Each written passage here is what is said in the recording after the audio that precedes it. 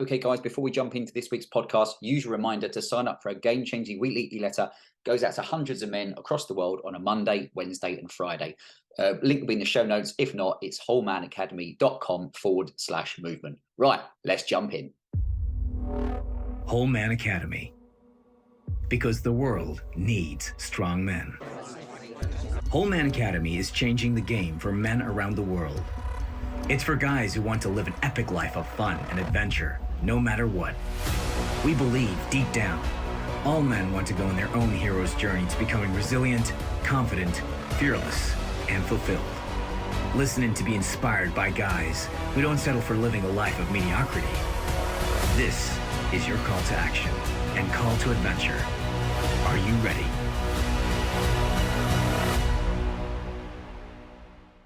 Okay, so this is the Whole Man Academy podcast, episode 118. My guest today is Neil Kramer, writer, philosopher, teacher. He's taught me a lot without even realizing it. He wrote the book Unfoldment, which is the organic path to clarity, power, and transformation. We're going to talk briefly about that. He also wrote and narrated a film which I have watched twice, Transmutation, which is a journey down a spiritual path. So trying to think of a shortened version of what it is. So we're going to get into some deep topics today, but let's start with how are you and where are you? I'm very well, thank you. Thank you for having me. That's how I am. Where am I? I'm in Washington State in the United States. So physically, I'm located on the west coast of America, but as you can probably tell by my voice, I'm originally from the northwest of England. So I'm a Mancunian who has wandered further afield. So yeah, that's where I am. And what's life like? I mean, we're going to get into some deep topics. I know your work kind of, focuses on, I can't always spell them, mysticism, metaphysics, spirituality, Sure. on different paths. But just a basic one, I just wondered, because you do a lot of, talks and, public talks. I just wondered what it was like during lockdown, because of course, all of that stopped. And, for some people, it was a nice experience. Others found it really hard. So what was it like for you? So America, some people will know this, some of your listeners will know this, forgive me, but for those who don't, America is basically 50 mini countries, which they call states. So it heavily depends what state you were in. So if you were in Texas, you may not have noticed anything was happening. If you were in New York, it was like bad. It was like London or Paris or whatever. In Washington, where I am, which is in not Washington, D.C., Washington State is just above Oregon, just next to Idaho. So it's in the extreme northwest of America. Again, it depends whereabouts you are. If you're in Seattle, which is our sort of major city, it was awful. Right. If you drive an hour away from Seattle, an hour and a half away westwards, so that's how far I am from Seattle, quite a long way. If you're in a rural place, and you go into small towns, you may not notice. You may not notice. You just think, why are those people wearing masks? Yeah. There's no lockdown. There's no such thing where I was. There's nothing remotely like that. There was advice and some people had followed it. Most people ignored it. So I suppose my answer is, for me, I hardly noticed because of how I live and what I choose to do and not do. And it's very difficult to enforce genuine totalitarian laws in the United States because of the Constitution. So they made it look like they were saying, you have to do this, you have to do that. But technically they couldn't. And so the only people who did observe lockdown and wear masks and get vaccinations were people who chose to do that off their own back, which in my view is very unwise and unfortunate. But nobody I know, no thinking person I know, did any of those things. They didn't. But that's a facet, again, of where you are in the United States, which is freer than anywhere else I've ever been. And I've traveled relatively widely. Yeah. It is freer here. It's crazy. It's the Wild West. It is. But it's freer. And if you live in a state like Texas or Idaho or South Dakota or, I don't know, Arizona or Tennessee, it's very free. Florida, very free. Very, very free. And some of those places didn't really do what everyone else was supposed to do. Yeah. So it varies, it depends where you were. It's kind of sums up for me. One of the interesting ones, I had a friend that went to Tanzania, and I remember him saying as soon as he got off the plane, there was a little bin to put your mask in. And then he said, I basically took my shoes off, and that was it for the rest of the time. That's marvelous. I love that. Until the president died suddenly. Don't know what happened to him. I wonder. But Goodness, right? Yeah. but you're right. I think we live out in the countryside, so I'm in kind of 40 minutes north of Oxford, so we're in a quiet village. Lovely, yeah, lovely. Like you say, I'm very glad we moved out of London 6 years ago, and I would not want to have spent my time, on a, doesn't matter how expensive your house is, but when you've got lots of people around you looking at what you're doing and who's coming and going, it's an interesting time. But yeah, it's just crazy. It's wrong to do. Anyone who's doing that, participating in that, enforcing it, subjecting themselves to it, it's wrong. It's just wrong, period. There's never any excuse for that ever. Well, it's certainly been I think, to say the least, a challenging, physically and mentally for a lot of people. It's been a bit of a test in all senses in the last 2 years. But the Whole Man Academy, which was started back in 2018, was generally to encourage guys to get together to talk, because generally how rubbish guys are at doing that, and also kind of encouraging them to, for want of a better word, with personal development. In the US, personal development is very big, whereas in the UK, we're a lot more, as you'll know, don't high five me, don't get too excited. I don't want don't touch me. That's it. Don't touch me. I'm fine. I don't need help. I don't need personal development. I'm good. Yeah, and that's very British, isn't it? Yeah, that was the difference I saw from I went out to Miami to like Tony Robbins conferences and different stuff like that, and I've been out to different places, and the difference between the English guys who were very and the American guys who seem very much more open. But I just wondered, what do you see as the landscape for men today? Because I got one of the statistics I saw on Twitter. I hate Twitter, but sometimes it's useful for stuff. One of the guys sharing 2021, like, this is the interesting thing. Not only is the suicide rate ridiculous anyway, but there was 4 times as many male as females taking their own life in the US, I think last year or the year before. So it's kind of 2 ways looking at it. One is, why are so many people taking their own life? But secondly, for me, it's more about, why is there 4 times as many men as women doing that? And I just wondered what your take is on the landscape for men. I know it's an expansive question. Oh, yeah, it's a hell of a question. We could talk about that for a week. Yes, yeah. So my feeling about that is, for a man to have a whole life, using your word, which I think is a really good word, Whole Man Academy, for a man to have a whole life, he must recognize some pretty fundamental things in his life. For example, what is he made of? What kind of world is he in? And perhaps most importantly, what is his purpose? So you could say, as indeed I used to do in my early spiritual education, it's the composition of a man, the environment of a man, and the purpose of a man. These things must be known. If you don't really know those things, if you don't have answers to those questions, any man is going to fall into a state of despondency.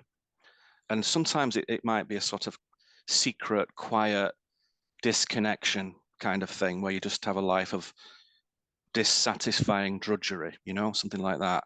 Or in struggle. Yeah, or in more serious circumstances, as you're alluding to, just outright misery and depression, and eventually spiraling self-destruction. Whether it's the sort of gentle kind or the brutal kind of problem, it's the same problem. And it is the problem of a man who finds himself drifting without a compass, without meaning. So a man needs to know what he is, where he is, and what he's doing. And that's where this question suddenly starts to come into a much more expansive, as you say, thing, which is, well, what is a man? What is he made of? He's made of a mind, he's made of a body, he's made of a spirit, he's made of a soul. What are those things? What are you here to do? What's the point of all this? And so I think where I come into this, which I think you know this, Anthony, but many of your listeners perhaps won't, or most certainly won't. Where I come into this is that I'm a spiritually focused man. I'm not really looking at the socio-political, economic, environmental, and cultural factors alone. I consider those things because they're part of our life, for sure. But that's not where the answers are. It's not a socio-political, cultural problem. It's not. To know why people are struggling, you have to come into the realm of theology, which is basically what I do. I teach theology. And for listeners who are not familiar with that word, theology is the study of the nature of God and all sorts of related rational inquiries into that, spiritual questions, philosophical questions, the literature that surrounds it, the teachings that surround it. So you've got, 2, 3, 4,000 years of stuff to look at. And the word theology comes from the Greek theos, which means God, and ology from logoia or logia, which means like a branch of knowledge, a study. So whenever you get ology or logia, that's what it is. So you could say, as I often do to people, that if biology and chemistry and physics are disciplines in observing the natural physical world, theology is the discipline of observing the supernatural non-physical world, or today you might call it the metaphysical world. Applied theology is the application of theological insights into your actual day-to-day life, your home, your work, your relationships. So for me, theological study, decades of it, has provided a lot of quality information, simple as that, very high caliber data, and if I may say, piercing wisdom, very ancient wisdom that's contained in the theological body. And of course, me as a student, I'm trying to get as much of that wisdom as I can because I want to know things, I want to understand things, I want to live a life that is decent, not necessarily just for me, which we'll come to, but for a wider purpose than that. And I want to be a good husband to my wife. I want to be a good teacher to my students. I want to be a good son to my parents. I want to be a good brother to my friends, whatever. I want to make myself better, which I think all your listeners are sympathetic with. So I think I'm okay. I think I'm an okay guy. But what theology does is show you a much, much more profound picture. And it's for me, it's been very pivotal in forming a much more genuine, more mature, more reality-based picture of what is happening in this world.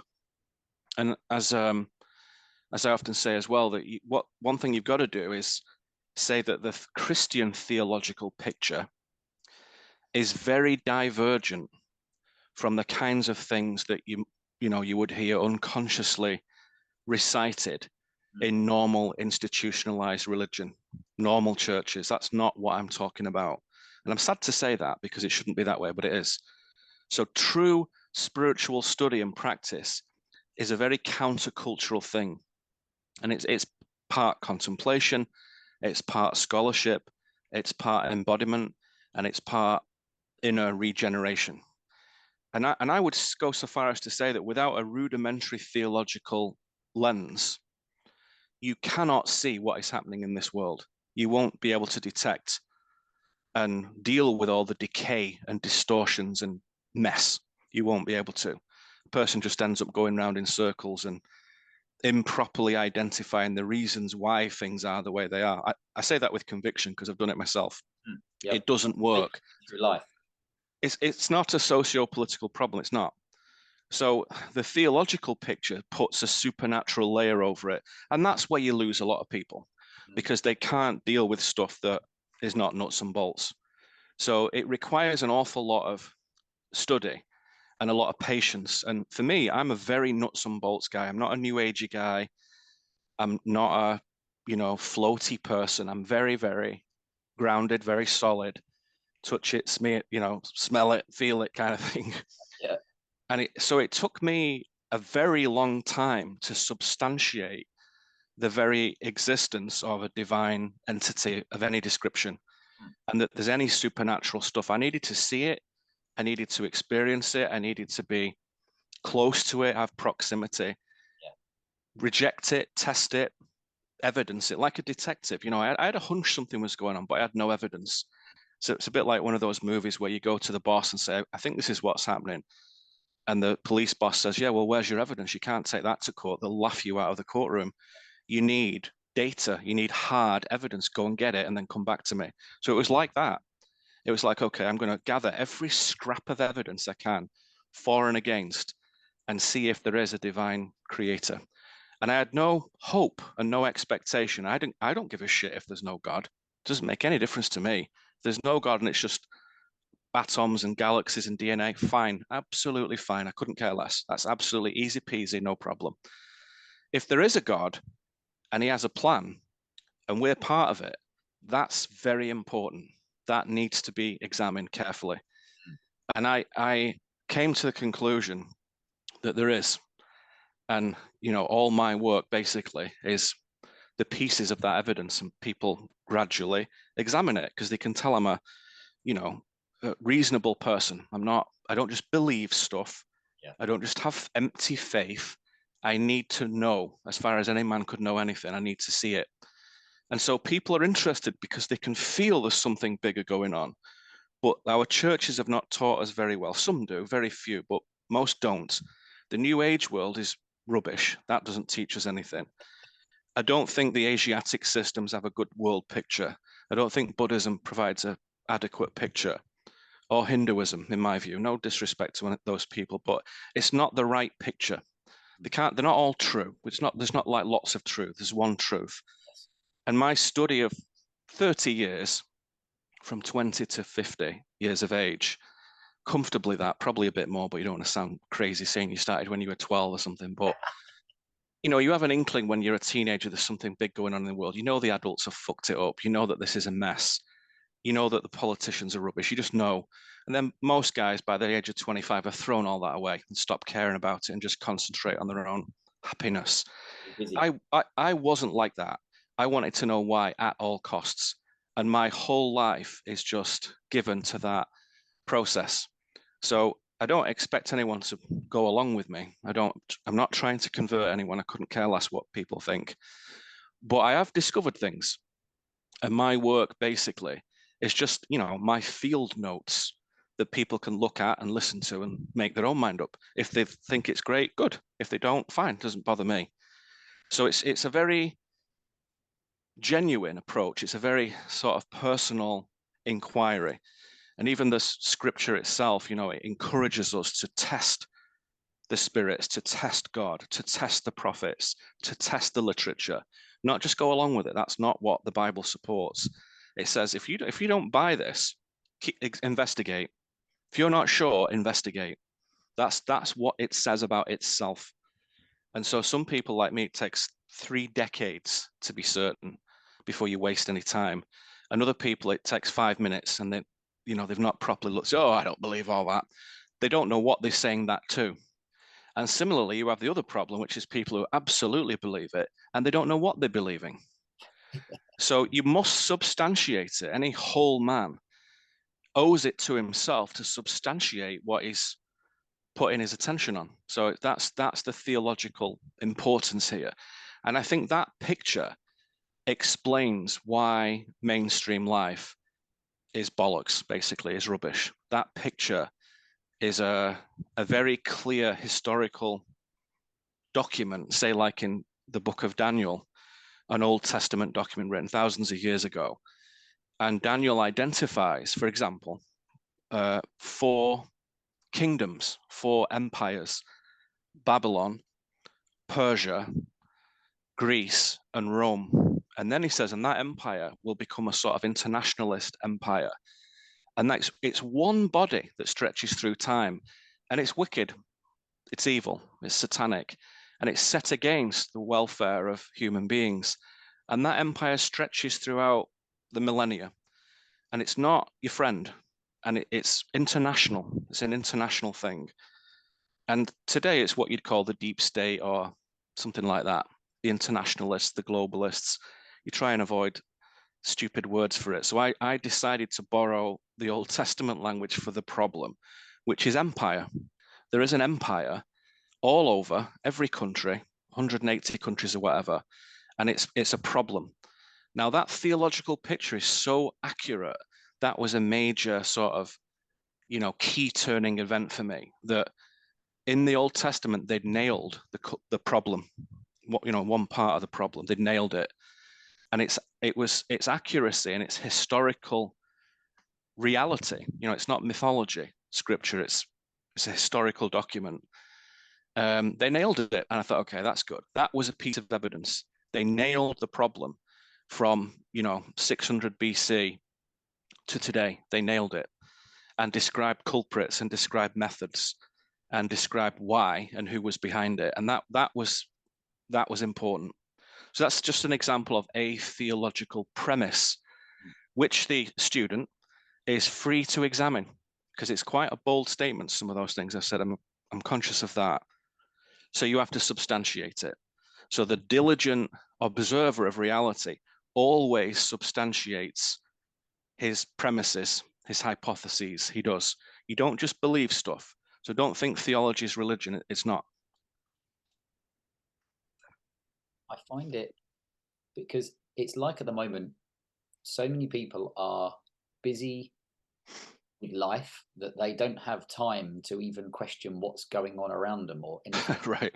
anything deeper than what's going on. And I was one of those people. I mean, for 20 years, I worked in the city, and, you know, my priorities were getting to work, making loads of money, you know, not making fuck ups, dating, trying to find the right girl to settle down with. And I remember back then, kind of, I didn't have time for any of that. And things have only escalated from there. Well, you did. You did have time for that. Yes, I just didn't. But you hadn't arranged time for that. That's it. And it would never have occurred to me. Probably if I'd have listened to you back then, it had just gone completely over my head. And that's where I see, I mean, so many guys I've interviewed either for the podcast or guys through the Whole Man Academy are you know, on the hamster wheel, and right. to kind of try and divert some of their energy off to thinking deeper just seems to be like beyond them. I mean, a great example is, you know, it's like with TV. I mean, I don't watch normal TV anymore. I haven't for probably a year and a half, but I experienced it the other night when I went to my parents' house, and, you know, they still had on I'm a Celebrity, Get Me Out of Here. Oh goodness, yeah. Wow, that's rubbish, isn't it? I felt like I was being terrorized, but I had to watch it just to see, and I was like, shit, I used to watch this stuff. And people are so distracted by the war, this and that it's like they don't have time for anything deeper at all. Yeah, no, it's a problem, which is, you know, that I spoke to a mature spiritual lady in a sort of early 60s recently, and we were having a discussion, and we were discussing that very thing about time. And I said to her, I said, you know, in your experience, in your decades of spiritual study and scholarship and practice, what would you say, I asked her, what would you say is the number one sort of spiritual skill? And she said, availability. She said, you have to make yourself available to life, to look at it, to stand back, to create space, to observe it, to think about it, to sit with it, to be with the creator, to be alone, to sit under a tree, whatever. You have to create space. You have to make yourself available to observe. She said, most people's problem is they fill their life with activities. And she said, I don't care what they are. She said, that's a mistake. Yeah. You have to make space and silence and stillness one of your activities. So it's a not doing, of course. It's a contemplative action, which means you are not doing anything. You're being with divinity. You're being with stillness and silence. And in that space, self quietens down. You know, your ego, your personality, being Anthony, being Neil, that quietens down. And something else, another faculty of the man, the whole man, his soul comes to the fore. So soul presence requires a certain stillness and silence to see, to feel, to cultivate it. Say like a martial artist, you know, it's not just go, go, go. His stillness, his poise, his calm is part of his power. If he's just aggressive and going crazy, he's weak in his combat. If he has centeredness and he has patience and he's controlling his emotions and quiet, his power is doubled, especially in things like Aikido and whatnot. Enormous power from very modest forms, and karate and kung fu and things like that, which I know a little bit about some of those things. This is a similar thing. You're developing a faculty of yourself, which is non-physical. It's not an activity. There's no product. There's no service. It's a part of a man, his soul, which is the ultimate part of you, the bit that goes onward or not. You're developing that faculty, and that requires a cessation of activities completely. So whether you're just carving out an hour for yourself or 8 hours a day or 20 minutes, it's up to you. it's not meditation. Contemplative practice is not the same thing. That's not what it is. Meditation is okay, but that's not been a satisfying spiritual practice for myself or anyone I've ever met who's a serious spiritual practitioner, much to people's surprise sometimes. I'm not denigrating it for others, but it's not been effective for me. Yeah. Contemplation has been, which is a availability of oneself, a presence. The old desert monastics say, like, you know, in the 4th and 5th century in Egypt, these were like Christian monks, basically, who started off the whole monastic movement in a manner of speaking. They were called the Desert Fathers. They looked and lived very much like Jedi people, frankly. Yep. So they wore similar garments and they had similar abilities, it was reputed, which sometimes is nonsense, but occasionally there's some very compelling cases for it. And one of the things they used to do was, you know, seclude themselves away from everything to create this contemplative space. And they said that the more a man silences his mouth and his body and his mind, the deeper he can see into reality. He can see things that cannot normally be seen. He can hear things that cannot normally be heard.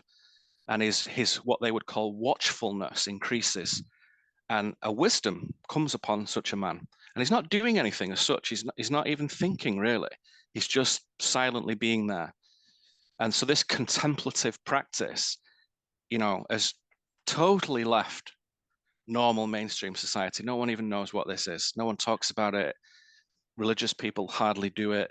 And those who do, it's just a mimicry of it. But the actual thing itself is an incredibly important part of a man's life.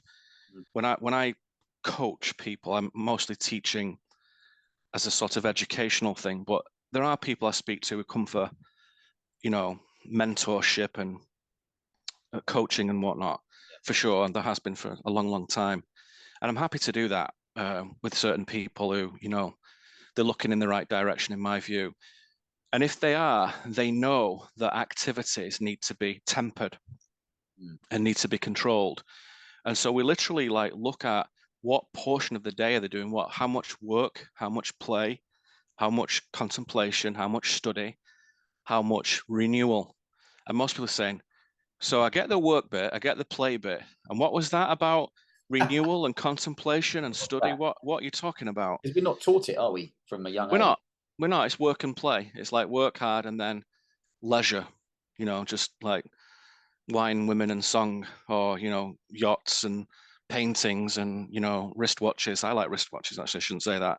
But, you know, it's not play. So a man's life is not whole, in my view, unless he has contemplative time, study time, and regeneration time, which is literally to take himself off in retreat, to regenerate, in, you know, to swim, to sleep, to eat, to walk, to listen, to have no phone, no computer, you know, to be elemental, basically. And so the very first thing I do when I'm meeting a new student, a new client, is examine how they spend their time. And it's usually work and play and nothing else.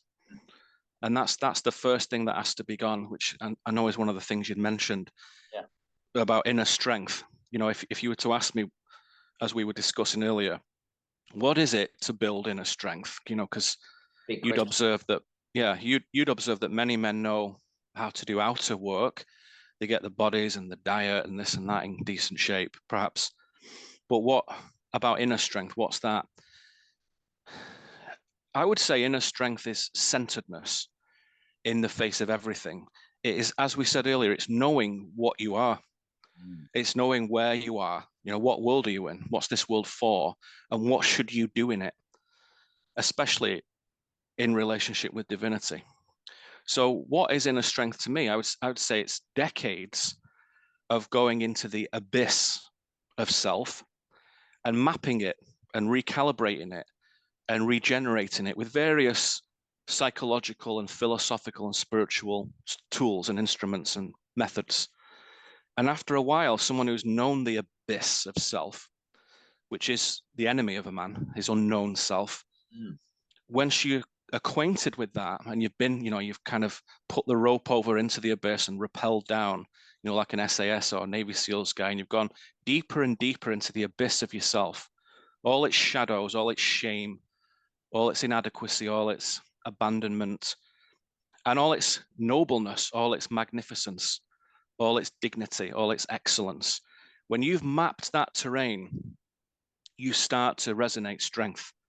So I would say that inner strength is a direct portrayal of the awareness of your own abyss, which I'm borrowing language again from earlier centuries here. This is how it was talked about in the Reformation period in the sort of 1500s. They said there's this thing, there's this abyss, and it needs to be known.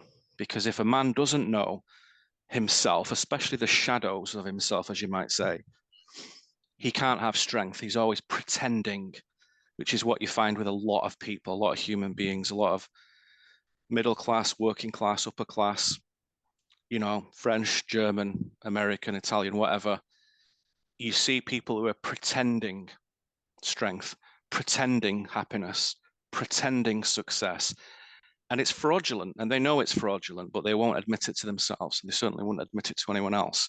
What the abyss does is destroy that pretense.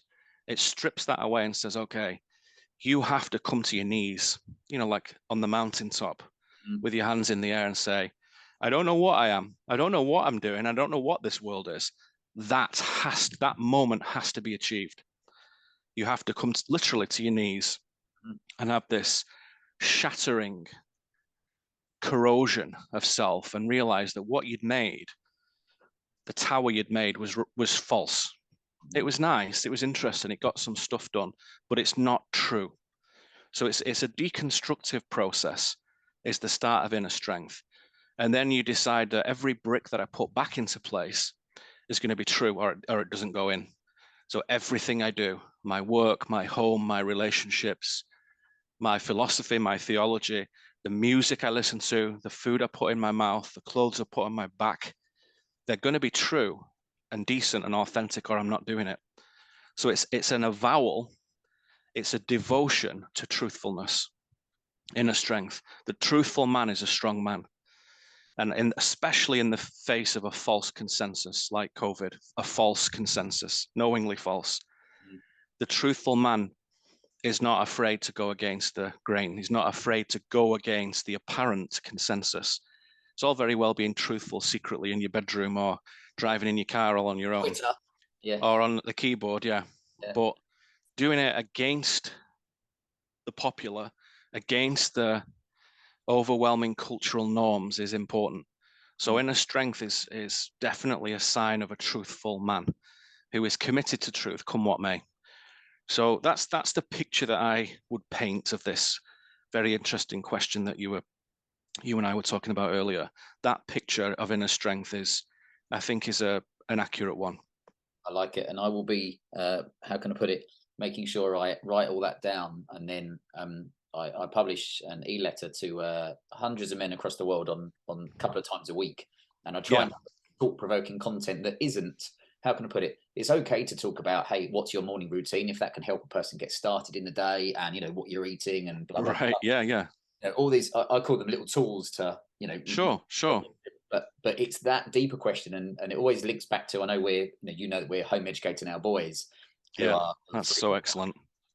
And we've actually got another one on the way in April. Don't know if it's a boy or girl, obviously, but if wow, congratulations. So life wasn't fun enough already, then add in another baby just to sure, why not? But one of the big things for us is often, and I project this onto the men, the middle-aged men, let's call it that I kind of primarily deal with. Like I said before, you're not taught any of this as you grow up. I mean, the spirituality, anything deeper than a bit of Ari at school. And I worry for the youth of today when they are subjected to, they're being taught masturbation in school from 4 years old in Scotland, and they're being kind of filled with white privilege and having things literally forced upon them. But whether people agree with that or not, the point is that there aren't the deeper questions asked in schools. And again, once you get older, it's so alien to have time to even think about that stuff.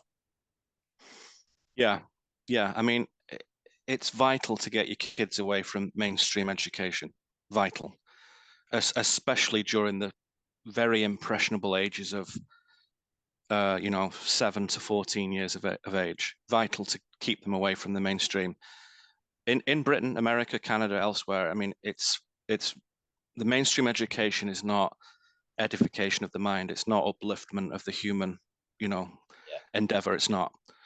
Um, Educating at home, ideally, probably as part of some kind of homeschool network, whether in person or online, is a much better pursuit. Mm. And you're ensuring very simply that your children are receiving a quality, reality-based, broad, factually sound education, which is, of course, not involving the racism, the anti-European racism that mainstream culture has, and the sexual deviancy that mainstream culture has, and the, heritage denial that mainstream culture has. It's not, you wouldn't teach your children about critical race theory, which is racism. You wouldn't never teach them about white privilege, which is nonsense, absolute nonsense. You wouldn't. You might explain what they are, how they're perceived and what they look like in the culture, but you wouldn't teach the kid that because it's not true. Everyone knows it's not true.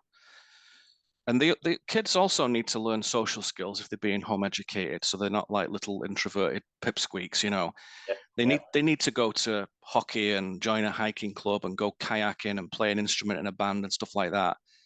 And as they get a little older, learn how to go into the city and to travel and to go to restaurants and speak to people in banks and offices and train stations and socialize, learn how to conduct themselves capably and decisively and confidently. They need those skills. That's part of home education. It's not just the books.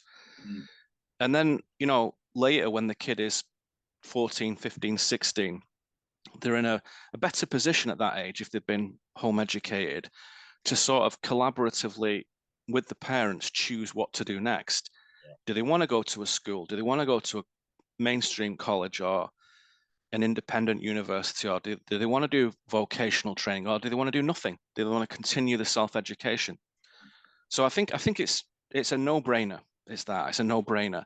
And if you have a family, you owe it to your kids to give them the best and most excellent education you possibly can. That's your job. It's not optional. And that is never sending them to the local school, unless you're one in a million where you live next to a good one, which I've never seen anywhere in the world. That's unlikely. Yes. So you have to just tell yourself the truth that, as we know, think back to your school days. I went to a normal primary school, Church of England primary school. I went to like a semi-posh high school, and then I went to a normal art college. So I didn't have any extensive education as such. And I know people who went to very posh schools, and I know people who went to very rough schools. So, I have a picture of that. Yeah. And over the years, my work is essentially teaching work, coaching work, as I say. I speak to thousands of people, and I have the same picture from all of them. And it's that they have seen in their educational years from 7 to the 20s, say, right in front of their own eyes, that there's a massive inconsistency between, the honorable, noble educational precepts that you might say is in the brochure and the actual shite that they received when they showed up at the place. It's a massive incongruity. Yeah. And this gloomy procession of inept teachers and the shallow discussion of subjects, the repetition, the burden of unnecessary workload, which totally destroys the delight of knowledge and learning. And not to mention, of course, as we said, all the terrible things about sexuality and gender and class and ethnicity that are all garbage in the mainstream. Garbage, garbage, garbage. So, the honest student realizes, whether they're a kid or a young adult, that it's not really about scholarship and individual critical thinking. It's about creating flat, uniform minds. And universities very, very, very rarely respect or elevate a mind. They create flat minds. I wrote a piece for a lady who's writing a book about why the mainstream is rubbish, basically. Yep. And she asked me to contribute something to it very kindly, which I was privileged and glad to do so.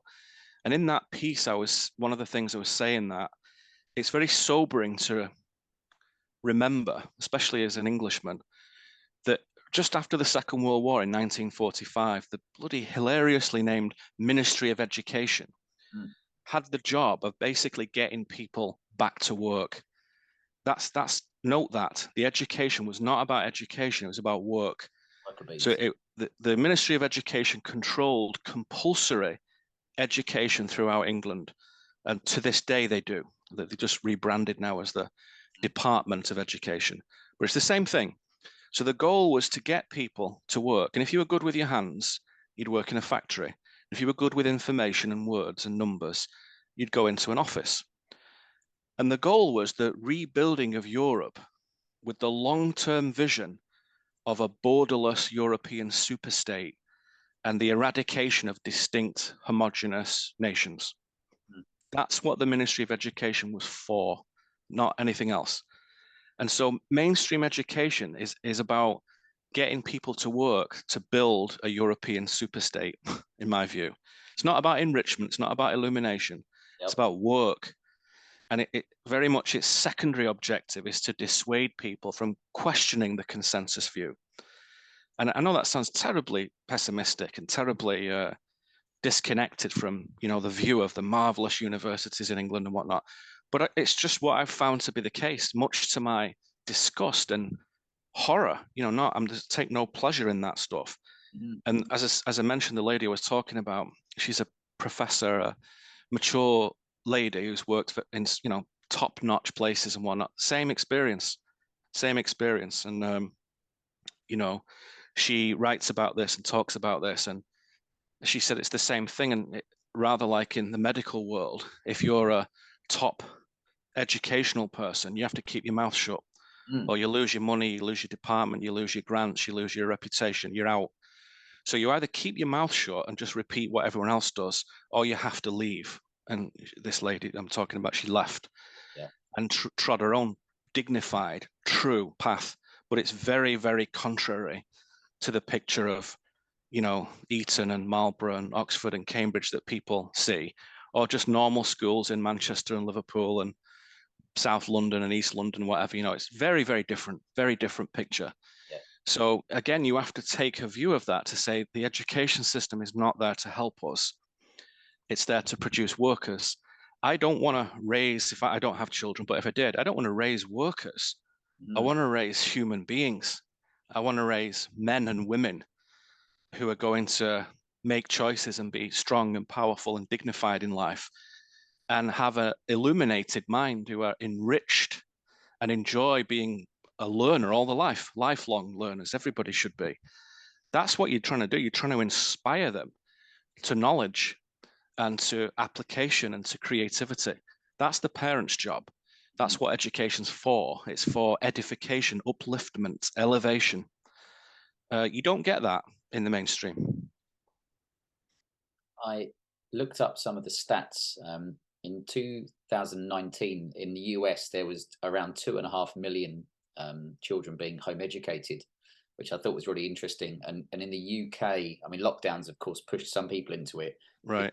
There is, ridiculous restrictions on kids. And I remember talking to one of our friends who had a couple of kids at school, and I said to them, in between the two lockdowns, and I said to the kids, I said to the mother, what's it like for the kids at school? Because I thought it'd be interesting to find out. And she said, it's not actually that different. And I said, oh, right, interesting.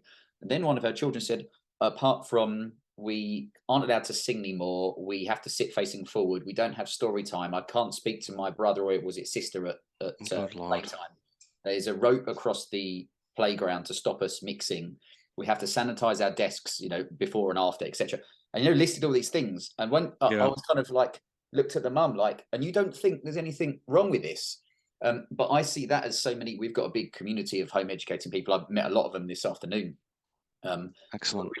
Trying to work together, and the important thing I see is having the how can I call it, the wise elders around as much as possible as well. Nicely put. I agree. to just kind of give the kids, some of the people we know, lady in her 70s who's from the States, who's been a music teacher, very wise to things in the world.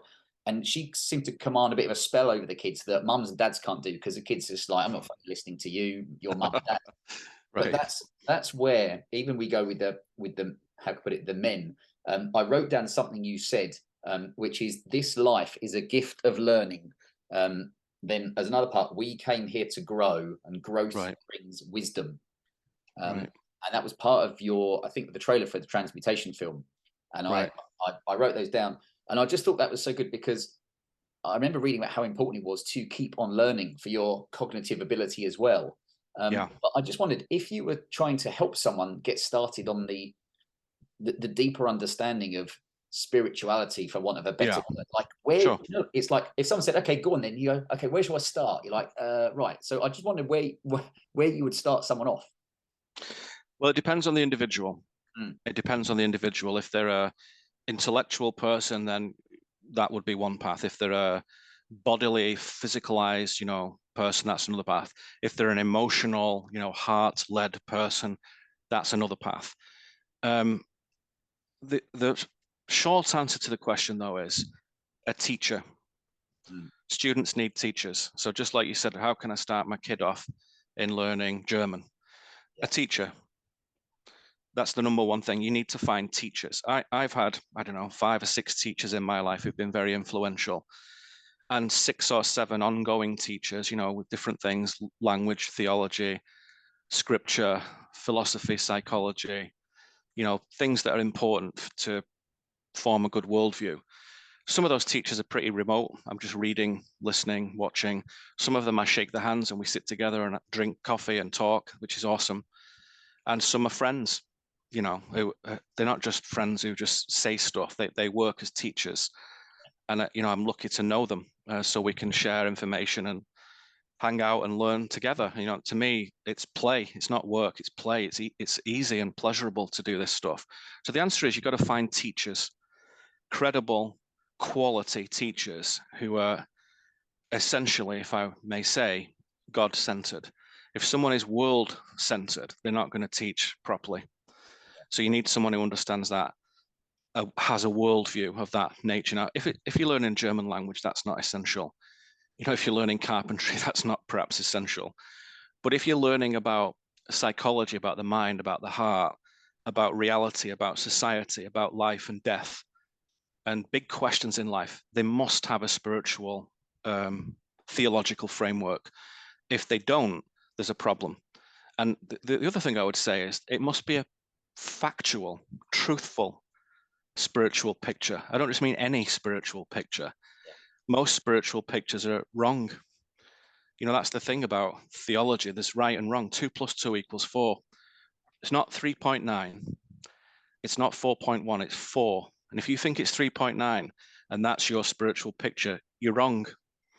So there's not many truths in mature spiritual life. There's one. And it's like one mountain, and you can go to it and look at it and ascend it if you want, but you can't pretend it exists elsewhere. It's not. There's one truth. And our job is to try and access that truth and see it as best we can, educate ourselves into that truth. So, let me give you a fast and dirty theological picture, which I think is sound, okay? So my essential theological framework looks like this. How can I say this? A transcendent, non-physical, intelligent entity created everything. And we call that guy God for short. And he is making a family. And we humans constitute a very important part of that emerging family. And very simplistically speaking, he made the earth to educate his family and to identify which humans he can trust. In other words, in this classroom of earth, will we use our free will well and honestly and bravely and honorably, with dignity, I keep using that word, or not? Or will we not do those things? Will we be selfish, stupid, idiots? So trustworthy humans are brought forward and given dominion over a new earth That's our home, not this. We're in a classroom now, not home. This is not our home. That's the theological picture that any serious theologian or Bible teacher or scriptural scholar would attest to. This earth is not our home. It's a classroom. If you attend to your education properly here, you go to your home and start your life in the new earth that is made. If you don't, if you are untrustworthy and selfish, you are obliterated. So I love that. I love that it's harsh. Not everyone makes it true. And philosophically speaking, God, of course, could harness his omniscience to see the totality of all outcomes and know precisely who will do what. But despite that, he does not make the decisions for us. He allows us to do that for ourselves. So he grants us free will to see who we can trust with it. And so we either go onward or we consign ourselves to the bloody dustbin of eternal annihilation by our very own decisions in life. Like I say, did we live selfishly and world-focused? Or did we live honorably, prudently, you might say, it's an old-fashioned word, and spirit-focused? So as you said about that transmutation intro, that documentary intro that I said some things on, you could say that Earth is a classroom. It's not a resort. It's not a playground. It's not a random collection of mountains and rivers. It's an academy of experiential spiritual precepts. And those precepts are designed to educate us and cleanse us and get us in good condition. And everyone knows that, I would propose. Everybody knows that. And you can either face it and do it, or you can ignore it and turn the other way at your peril. So we're not here for a laugh. We're not here to entertain and secure and fulfill ourselves. That's not what this is. It's not some random spasm of galactic coincidence either. We're placed here for training and qualification, and we are built to succeed in that regard. It's not a superhuman feat to go onward after death. It's what you're built for. So as soon as you start to stop treating Earth as a resort and treat it as a classroom, which is what it is, your life is going to get infinitely better. And the wholeness that is a principle in your project and mine too is garnered from that understanding. No activity, no product, no service. It's from the understanding of your education in this world. And you only get 10 decades. It's all over really fast. You only get one chance at it. There's no reincarnation, no millions of lives in real spiritual picture, in my humble view. I know lots of other billions of people think otherwise, and they're free to. But in my studies, you get one go. This is it. And in that 10 decades, your job is to demonstrate to God he can trust you. He can trust you with the keys to the kingdom that he's going to give us. And if you can't be trusted, you're obliterated. And I love that black and white, absolute incisiveness. No messing about, no airy-fairy, we all make it in the end. It's not true. But it's absolute equity, absolute fairness. Everybody has the chance to make it. And proportionately, you're tested according to your abilities. So if you're a simple-minded man, your lessons are going to be simple. If you're a sophisticated-minded man and you have the capacity for complexity and insight, God is going to test you more. So it's very fair, it's very proportionate. And that's the exciting thing for me, that if that picture that I just painted, and I'm aware it's very bold and audacious, but that is the scriptural picture. That's the Christian picture. And if that's true, it's incredible. And so, as I say, it took me a long time, about maybe 15 years, to substantiate that picture to my satisfaction.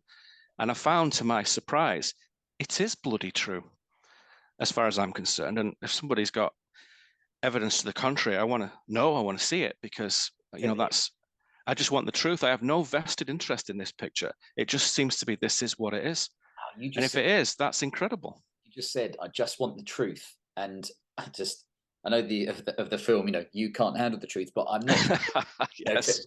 to flip it back to Hollyweird. But that thing of, like, as you said, growth brings wisdom. And I happily Right. admit, I would suggest I was sleepwalking through life until I got to my 40s. And Right. maybe that was the right time when, people say, is it the old saying, when a student is ready, the teacher will appear?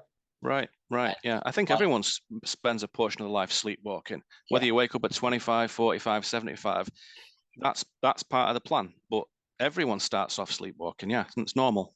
that is, and it's good to know, because sometimes you can, how can I put it? Sometimes I can look and be like, man, I wasted so much of my time. Then as you said, everybody, no one was born enlightened, or everybody kind of treads their own path, as it were.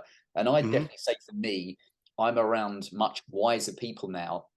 And it's become apparent to me that so many people I held in such high regard for various reasons, maybe it was business or in other sectors, are really clueless actually on how the world works. And, Yeah, totally, and, totally. Like and the Elon Musks of this world. He's no it's idea what's going on. it's earth Or shattering. Jeff Bezos, or if we got in England, various entrepreneurs and Yeah. business people and creatives and sportsmen. I mean, well done to them. You know what? Well done. There's Mm. no condemnation here. It's just the observance. They don't know what's going on. Yeah. And I like to learn from people who do know what's going on. It's exciting. It's interesting. It's more interesting than anything else, because you can have all the birds and booze and boats that you can handle, but they run out of juice, they run out of steam, they run out of interest. It's not enough. The whole book of Ecclesiastes in the Old Testament is about a king who has everything, every woman, every drink, every boat, every palace. He has the lot. And the whole book goes on about him trying to enjoy it, is it enough? And every chapter it ends up with, it's not enough, it's all futile. It's all futile. None of this means anything. And he's had more than me and you can ever dream of, more than Elon Musk can ever dream of. The lavish Yeah. luxuries this man had. And he ends up saying, all of that is bollocks. All of that doesn't mean anything. It's about your connection to the creator. It's about your education. It's about learning about the human heart. It's about attending to the spiritual task that's set before you every day, which is called your life. Your home, your work, your relationships are your coursework. And so as long as you create time to work and play, sure, but time for study and contemplation and regeneration, you can set yourself to that task. You can attend to the education that God, through his living classroom, has set before you. You can't miss it as long as you look open, with your eyes open and your ears open and your mouth closed. You can't miss it. So you have to have this, as we said about these desert fathers, watchfulness. You have to have this facet of cool, detached, calm observation. And you piece it together bit by bit, piece by piece. So just like the cool man in many situations, why is he cool? Because he's unruffled by the chaos around him. He's cool and detached. He's Clint Eastwood or whatever. The bullets are flying, but he's cool as a cucumber, and he does what needs to be done, and he's not concerned about what everyone else is concerned about. So it is in spiritual life. The spiritual Clint Eastwood is the man who is objective. He knows how to love, he knows how to dance, he knows how to kiss, he knows how to celebrate, but he also knows how to stand back, how to watch, how to listen, how to think. And that's the Renaissance picture of the whole man, isn't it? Yeah. I love it. I mean, that'll be there's quite a lot of this that will be used in various e-letters and posts and thoughts and stuff like that, because that's one of the big reasons why I wanted to speak to you, because sometimes not that I can begin to put into words the kind of stuff you do, but sometimes I found it really hard to kind of draw out of me the deeper side of what I want the Whole Man Academy to be, if that makes sense. Sure. Well, it's like, a puzzle, isn't it? It's hard to articulate these things. They're very nebulous. It's hard to put words to them for any man. I know myself. Yeah, I have the same struggles in different parts of life. And it is frustrating because, sometimes you realize that, I can listen to lots of different interesting stuff that will go deep on different topics, but how do you package that up into something that's bite-sized for the average guy now who's got an attention span that's, about 3 seconds or something? But I still enjoy the long form, like ours, long form content. Sure. And I would say sometimes, I reckon now I could do a video where I give next week's lottery numbers out, And I'll give that video to a lot of people and say, but it is 3 hours long, but the numbers are in there somewhere. And they'll say, I haven't got time, it's too long. I haven't got time, yeah. Can't you give me a bullet point one in a 3-second snippet or something? But one of the big things the podcast has given me, to state the obvious, being like 117, 18, 19 episodes now, has been exposure to different guys more around the world. And I think I said in the email I sent you, I spoke to I called him a pastor last week, and never said it's not pasta, it's pastor. Yes, darling, sorry. But that's right. Yes. I got it slightly wrong. Well, I do love pasta. But he was talking about, I mean, he's from Texas. Yeah. And he said, life was very good there compared to other states, as you kind of mentioned earlier. It is indeed, yeah. He and I were talking about the massive drop in, or the worrying kind of decline of numbers going to church. And for me, in this country, I see it where it's not just about the spirituality, it's also about just community. If people want to come to church, because at least it gets everyone together, it's a start. And we went to our Harvest Festival in a little local village here. We've got a beautiful church, and Emma and I were the youngest people in the room. I bet you were. That doesn't surprise me. Our 2 children were the only children there, and everybody else was basically 65 upwards. And I bet they were delighted to see you, though, weren't they? Yes, oh, absolutely. But the sad thing was, I said to Emma, I said, in 10 years' time, half the people in that room will be dead, unfortunately. Right. Where's the, it's quite charming and cheerful, but where's the younger? And I just wonder for you what you're seeing in the States as well, with the declining numbers, because it's as if there's an agenda to do away with Christianity. Yeah, there is. Christianity, the other super cool thing about it is empire, the bad guys, hate it. They don't hate Buddhism, they don't hate Hinduism, they don't hate the New Age, they don't hate atheism, they don't hate agnosticism or Wicca or anything. They don't, no problem. They hate Christianity because Christianity has the world picture and identifies the enemy. That's why they hate it. One thing that happened is, I have to say, this is kind of going to upset a few people, but hey-ho, the Romanist sequestration of Christianity resulted in what we call Roman Catholicism. And that's when Christianity went off track in about 450 AD. That's when it went off track. And Roman Catholicism, in my view, has not represented Christianity at all well. And I'm saying that as diplomatically as I possibly can, using language that's not super offensive. If it was just me and you, I'd say it a little bit differently. But the principle's the same. It's not represented Christianity well at all.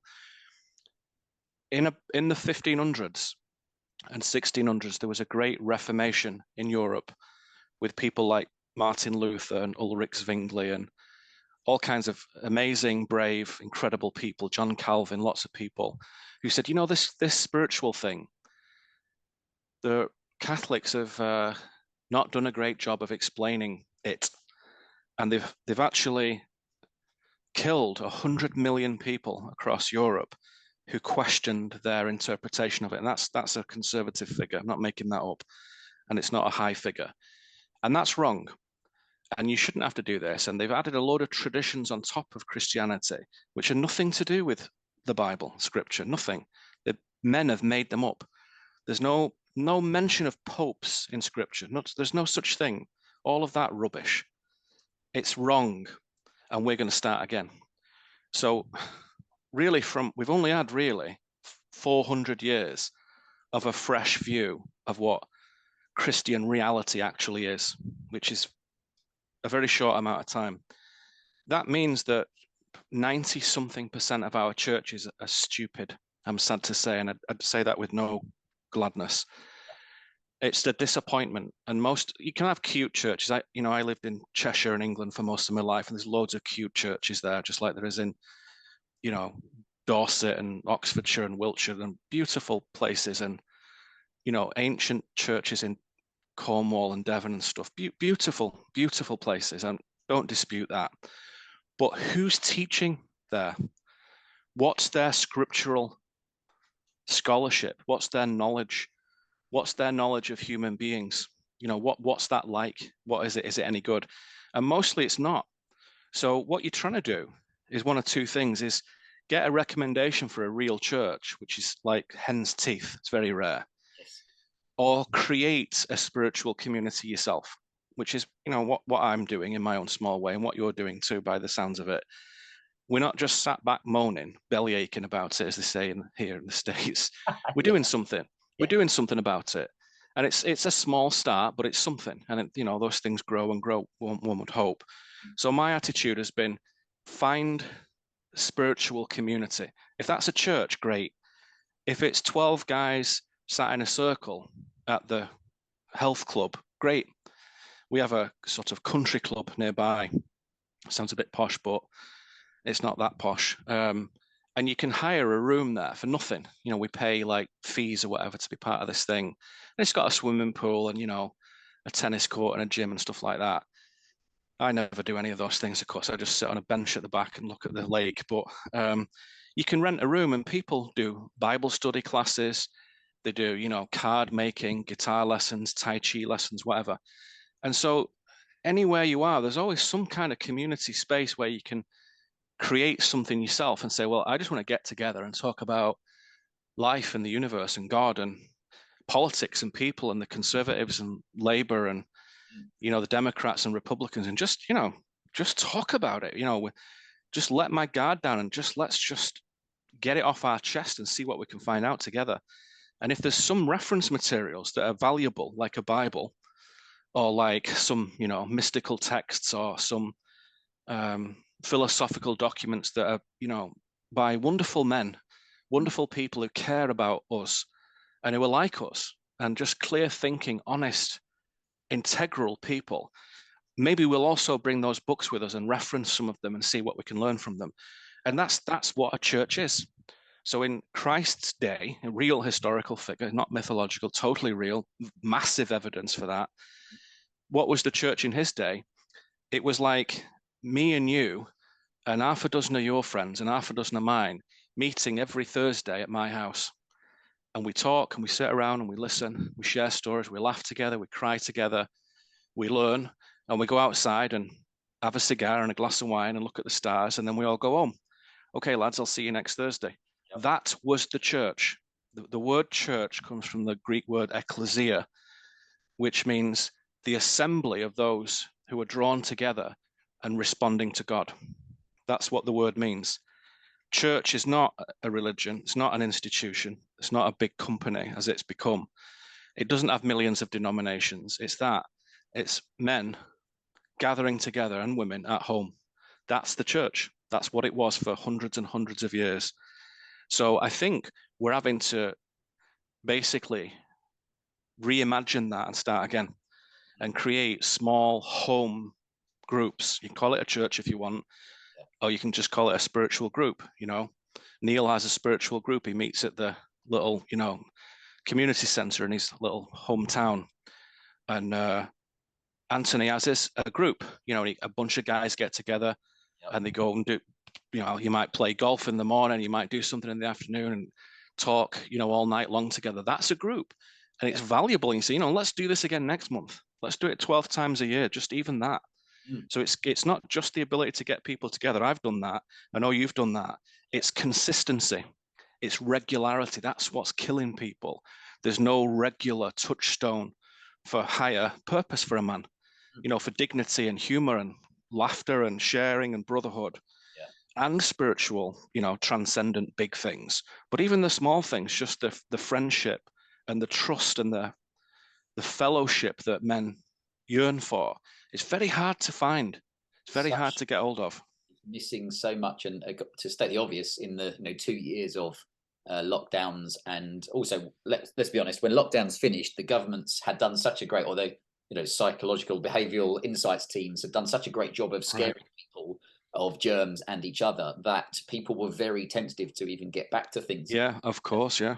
And you know, you'll probably shudder at this as well, because just before lockdowns happened was the 12th or 13th Whole Man Academy event we'd had in London, and we had that's great guys together sharing stories and having, I know, a full day, a whole Saturday, and then you go off for lunch, come back, and people would then go to a bar after, have a few beers. Sure, sounds great. The messages from guys saying there's nothing else like this, and the community hasn't got it, so how can we come together?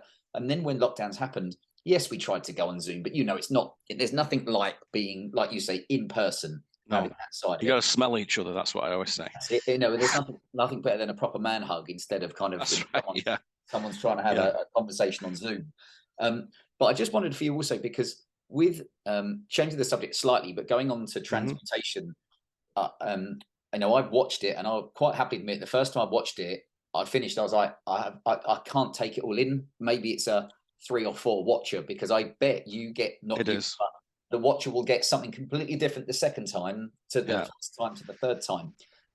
And I'll be right about it in the e-letter, because I think it's $5 to buy, which quite frankly is a It's $5 to stream. Stream, that's it. And just to stream it, yeah. And then you can own it, and it's like a vast thing with commentaries and everything for $30 or 30, whatever it is. I forget off the top of my head. It's actually my friend, the director, Niles Heckman. It's essentially his project. It's his film, but I'm glad to be part of it, of course. Niles is a super guy. But yeah, it's inexpensive. I mean, considering I literally thought earlier when I was kind of looking up the price of it and realizing that basically we're paying more for a stick of butter than we are for that at the moment, and right. Right. Which reminds people that, like we said, who can you find to help you, start on that journey? I mean, there's a good example is for the price of, a blob of butter, you could go and sit and watch transmutation and have your mind. yeah, totally. So for the price of a blob of butter, I love that. I think I'll be using that phrase again. New marketing. Oh yeah, good, brilliant. Yeah, I'll give you credit for that. Or if you want to go for a price of a large pizza to own it, you can watch a super documentary, if I don't say so myself, but it's super because of all the different people who are involved. There's lots of people. It's totally handmade. And it really, what transmutation's about is the spiritual adventure is the coolest thing going. And that's it. And it's just say, here's a bunch of people, some men, some women, from all different parts of life, all different heritages, who have found value in spiritual inquiry. It's a film basically to entice beginners to take spirituality seriously, and it's purposefully keeping church things at arm's length. You won't see anything like that in it. Yes. And when we do, it's criticism, not praise.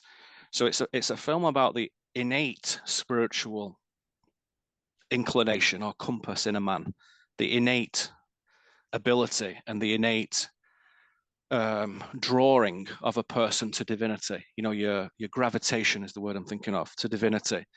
And we try and make it beautiful, and it's filmed, in the places that I go. So there's lots of forests and, some cool places and hotels and beaches and deserts and interesting things to look at. So because it's Niles Heckman film, it's very beautiful. Niles knows about things like that. And it's a layered film. It is. So you'd watch it 5 times, when you can be bothered to watch it again. And each time you'll see something different because it's purposefully layered in that there's like really 5 or 6 things going on at the same time. So the first time you watch it, it's like listening to, a piece of classical music, a symphony. You can't really take it all in. If you're listening to Beethoven or something, you listen to it and you're like, that was nice. Now I've got a feeling for it. I've got a sense of it. But of course, if you like Beethoven, you go back and listen again and again.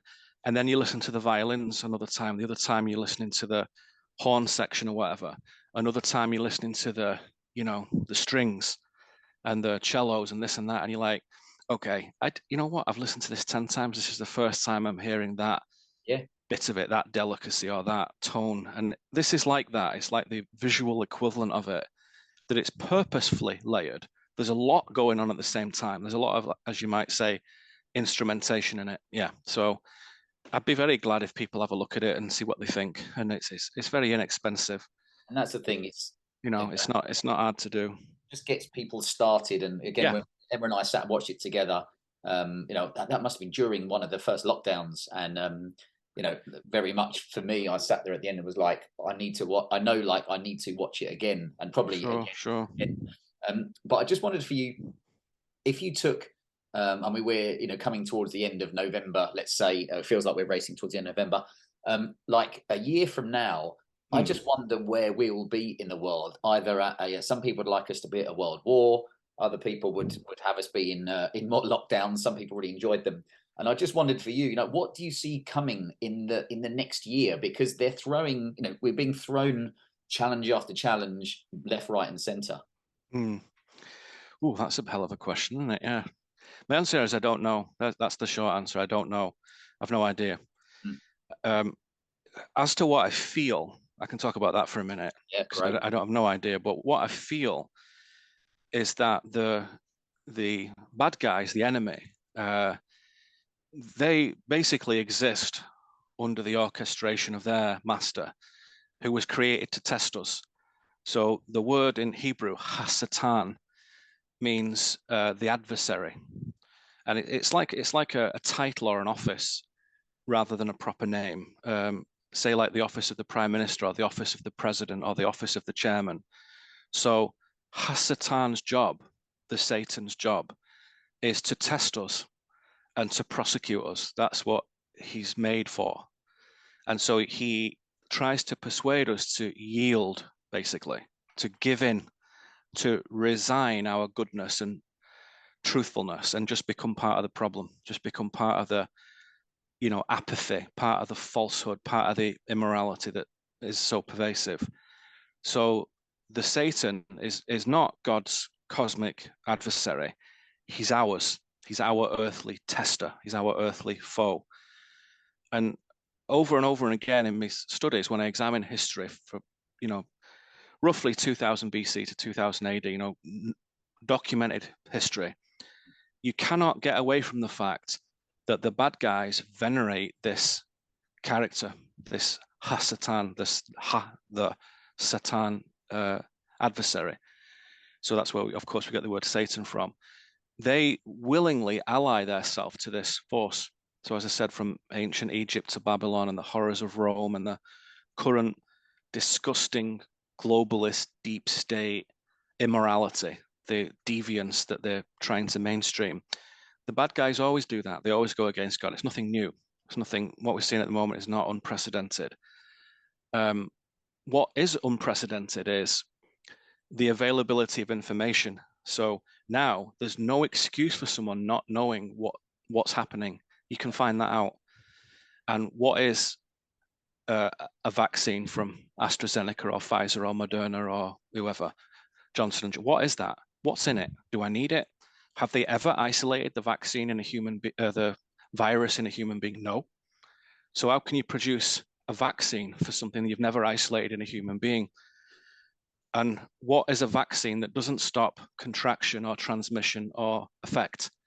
Not a vaccine. So anybody with a brain and a keyboard can find that out, right? Anybody. What's happening in Ukraine? It's a deep state black site. It's a money laundering operation. It's not an innocent country that Putin, the power mad crazy man, has just invaded. That's not true. And that can easily be substantiated, easily.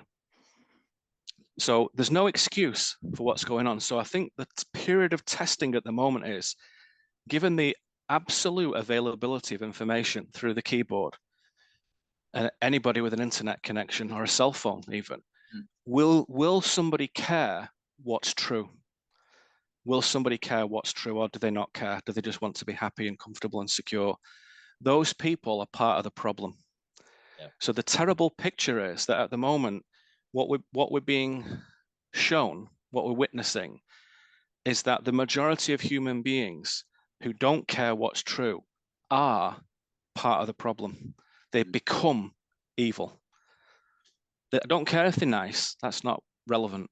You become evil when you stop caring what's true.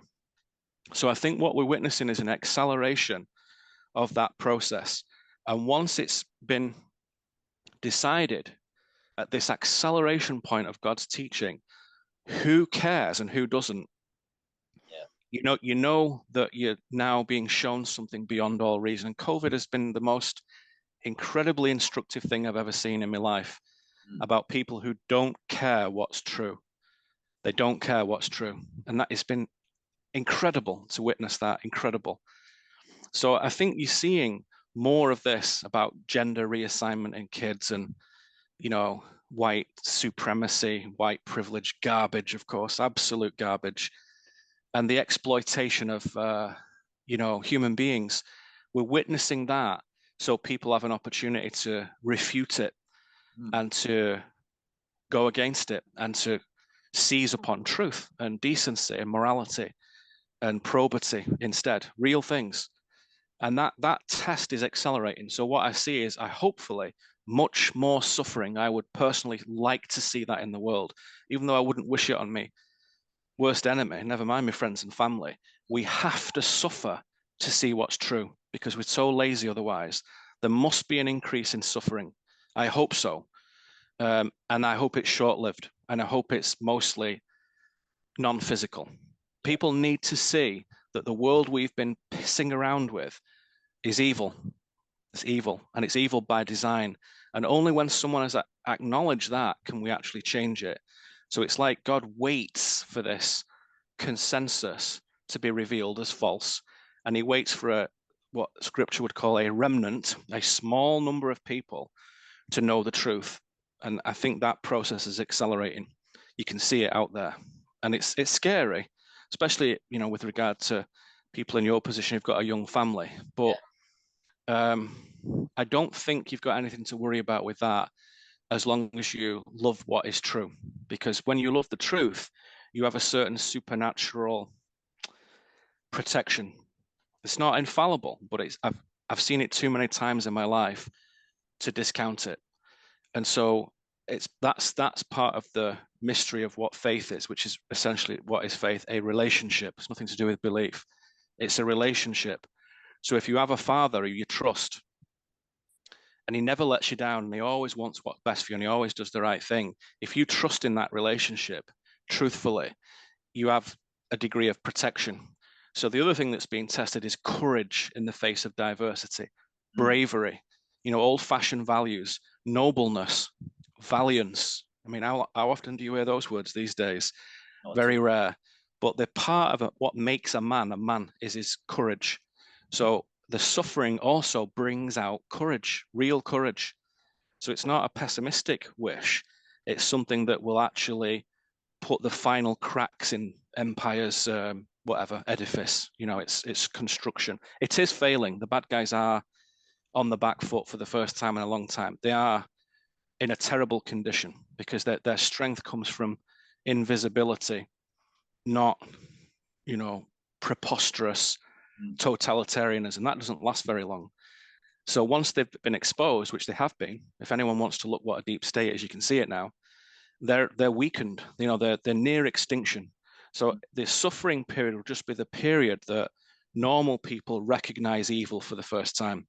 That's going to create some problems in the world. But I don't mean Mad Max, scavenging weird end of its world stuff. No. Just a psychological collapse in a lot of people who are going to need help and guidance and love and patience and compassion and forgiveness and lots of human things like that. So our job is to watch what's happening, to track it, and to be able to a degree, communicate it to anyone who wishes to listen. You'll be pleased to know we have chickens and we're growing our own food. So if the apocalypse does happen, then we'll be mildly prepared. Perfect. We'll come round to your house for chicken sandwiches then, yeah. I wondered, do you think also that life for, especially, let's just say the UK for argument's sake, for the average person has been so easy for a long time? Yes.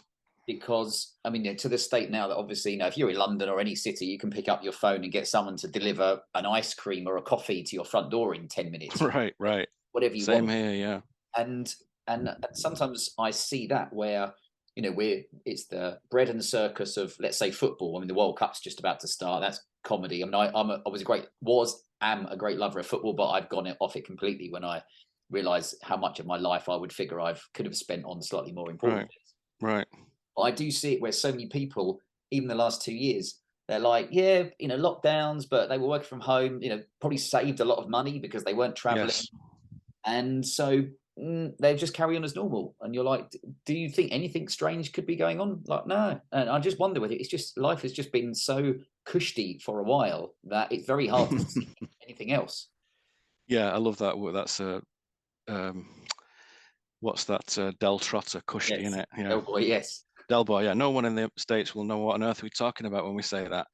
Cushy, it means comfortable, doesn't it? It means, it's easy. It's safe, you know what I mean? So cushy, it is too cushy for people. And one of the deconstructive precepts that is embedded into the earth classroom is suffering.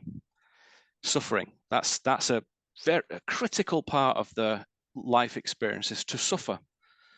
And that process is not quite what people think, because you think suffering's bad, you know, like you're in a hospital, oh, we don't want this person to suffer, want to make them well and send them home. The word suffer comes from the Latin suffere. The two particles of the word, the first bit is sub, S-U-B, which means up or under, above or below. And the operative particle is the second part of the word, fere, which means to carry or to bear. So to suffer means to face what is painful or disagreeable or distressing. It means to endure, basically, to face things. It doesn't mean to agonize and to be, you know, having a terrible, terrible physical problem or anything like that. The word suffer means to look at what is real, to sustain, not to sink under, to face reality. And I think that principle, therefore, is very clever how, you know, God's, as usual, you know, sort of orchestrated this. He said, if their self is false, they will suffer greatly. If their self is true, they'll suffer a little. So like an athlete would suffer and say, you know, no pain, no gain. And he pushes himself, or a special forces guy pushes himself. He's still just a man, but he's less afraid than you and me. He's more agile than you and me. He's got better instincts. And, you know, why? Because he's allowed himself to suffer. His suffering has produced excellence. So it's like a discipline, is, you know, a substitute for that. To be disciplined is to excel, like the discipline of a musician, a virtuoso, or the discipline of an athlete, as we say, or the discipline of a soldier. So suffering and discipline make you better. And I think that's why I would wish for suffering, because it will make people more truthful. And when their beer and football and gambling has been removed, as George Orwell says, they'll be forced to look at things. Yeah. So you have to take away the distractions. You have to stop watching stupid things and stop playing basically like a child and be a man and look at the hard, cold, brutal world around you like a man does. And when you look at that, you start to live truthfully for the first time. When you look at that, and it will bring pain, you will suffer in the traditional sense of the word, but that suffering decreases as you start to realize what's going on. So I see evil all the time, but it has less and less impact on me as I've understood what it is. You know, when I first didn't know what it was, the avoidance of it created all sorts of problems. I don't do the negative, I don't do evil, I don't do this. You know, we're taught to do that. That creates massive problems. Positive thinking is stupid. What you want is whole thinking, to address the positive, to address the neutral, to address the negative, to be unafraid of the shadow, unafraid of the light, to have the full spectrum approach to reality, which means you have to know evil. You have to. That's why we're here, to study evil. And once you study it, it loses its sting. It loses its sort of spectral fear. And instead, you start to realize it's a kind of teaching mechanism. And ultimately, it goes away. It's defeated. So in the meantime, you learn how to combat it, how to refute it, how to destroy it, how to perceive it. That's a major reason why we're here, to be able to differentiate between good and evil. So I think that process is accelerating at the moment in the world. Yeah. And you can see it everywhere. And although it's unpleasant, no question, although it's difficult, I wish it wasn't happening in a way, selfishly. Yeah. When I stand back, when I'm objective and detach myself emotionally just for a second from it and look at it, it's a good thing. We have to suffer more. Yes. For a while, it's a process. And once that suffering has taken place to a certain degree, the truthful people will make themselves known to God. And this classroom has then served its purpose. It's a finite classroom. It doesn't go on for millions of years. Joe, and it's that thing. I mean, you've summed it up beautifully, but I said it. It hasn't got painful enough for enough people yet. Yeah, totally. Yeah, that's a nice way of summing it up. I could have said it as brief as you. You're right. You're right.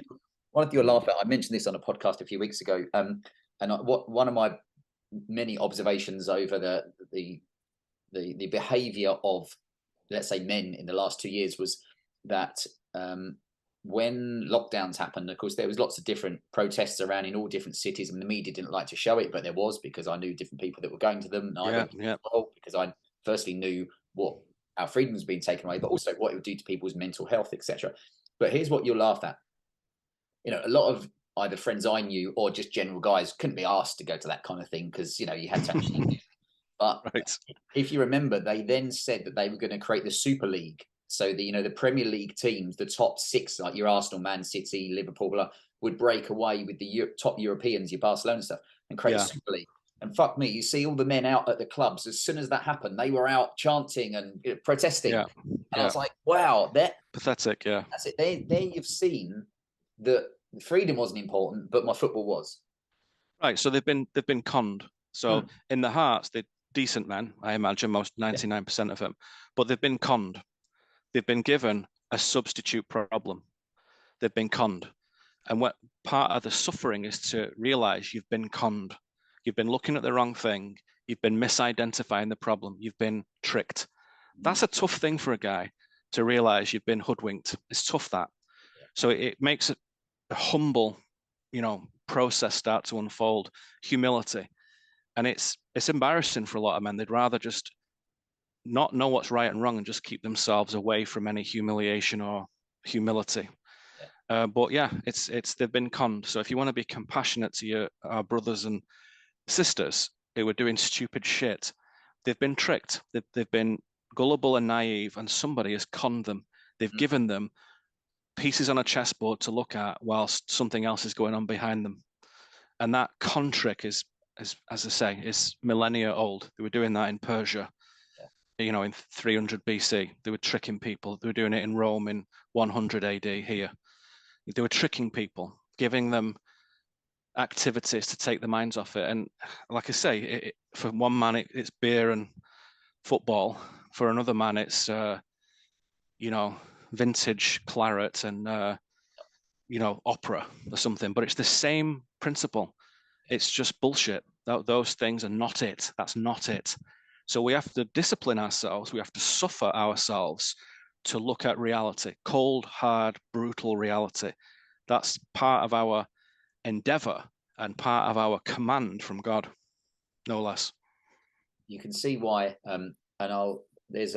It's quite a deep term, and I think you might have heard it before, but for not wanting to blow smoke up your arse. But I've interviewed a lot of guys, and I often get asked the question of, who do you want to have on the podcast? Like, if you could have anybody in the world, and your name has always been, after I listened to your Romecast, etc., the name that came up. And of course, naturally, I had one or two guys that would say, "Oh yeah, I've listened to a Veritas podcast or something."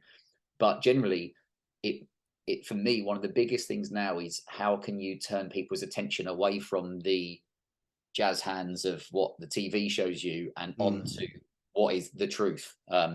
So I thank you for that, because it's I'm always learning, and I'm about one step into the I think you might have said the staircase or the stairway of disbelief was a great one. Sure. Looking at things as well. But what's next for you? Because we're coming up towards obviously Christmas, and does that mean for you that you're celebrating a traditional English Christmas out in the US, or is it now just a Thanksgiving? And I don't really celebrate things like that unless I'm supporting, as a sister-in-law or a brother-in-law or something, or some grandparent, who enjoys those things and wants to see me, and I'll play along with that a little tiny bit. But in my own home, and my wife is of the same perception as me, we don't really do that stuff. However, I love the time of year. I love November, December, January. I love it.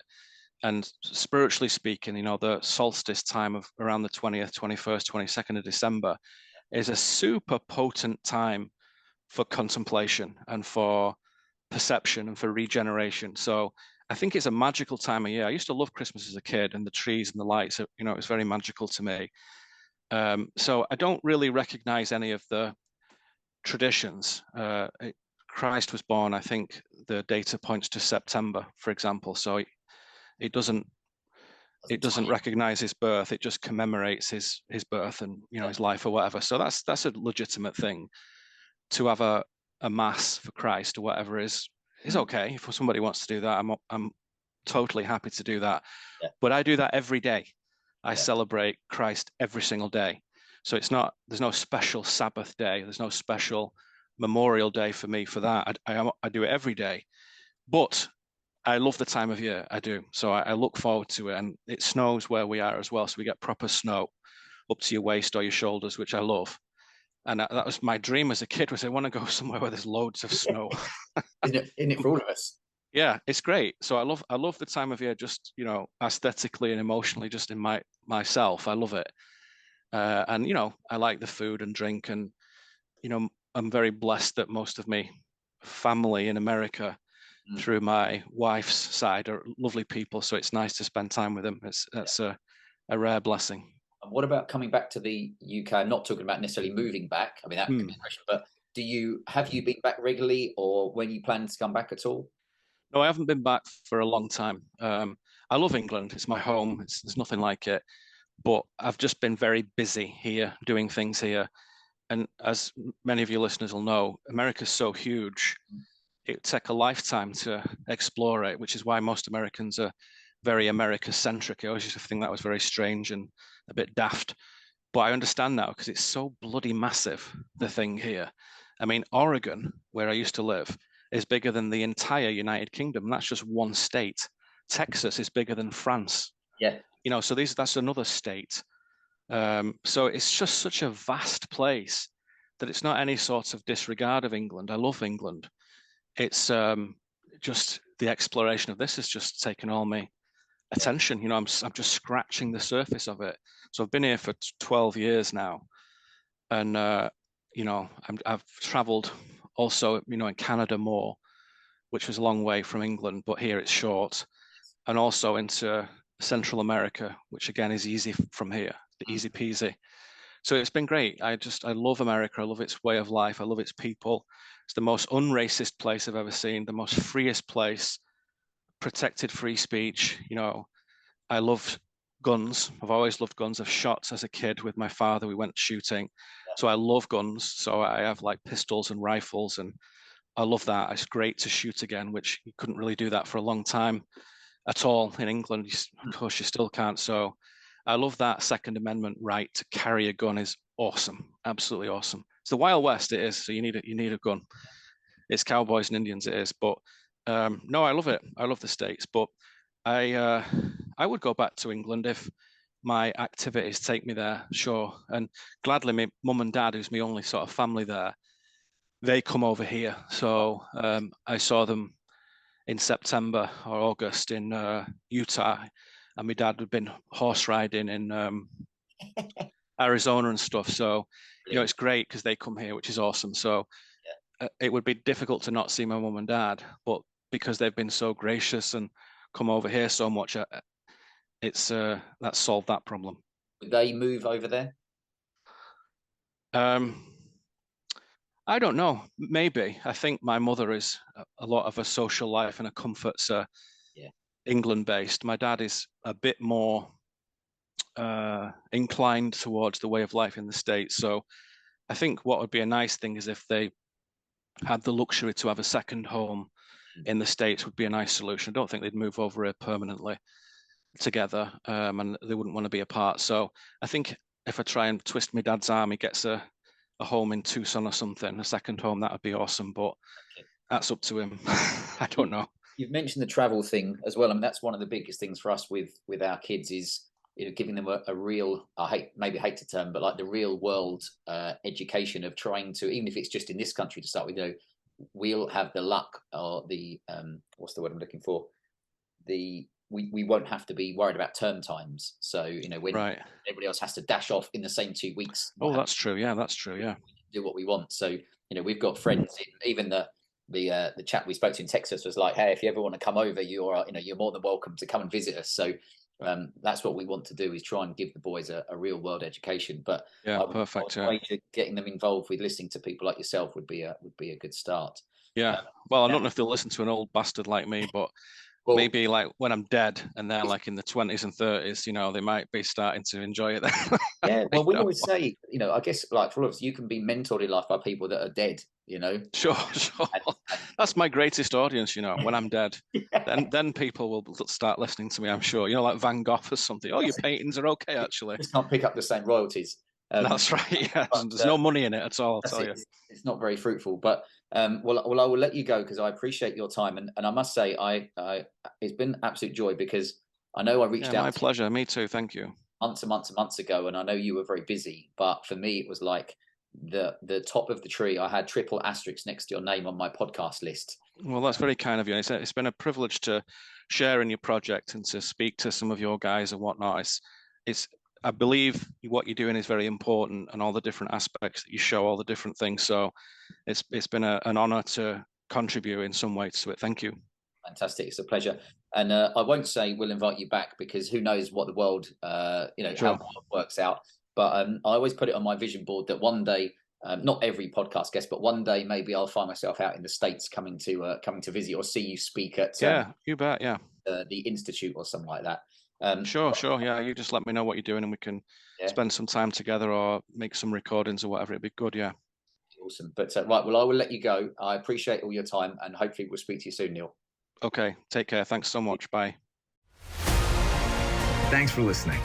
Remember to sign up to our game-changing weekly e-letter that's read by men around the world. Sign up at wholemanacademy.com/movement. Until next time.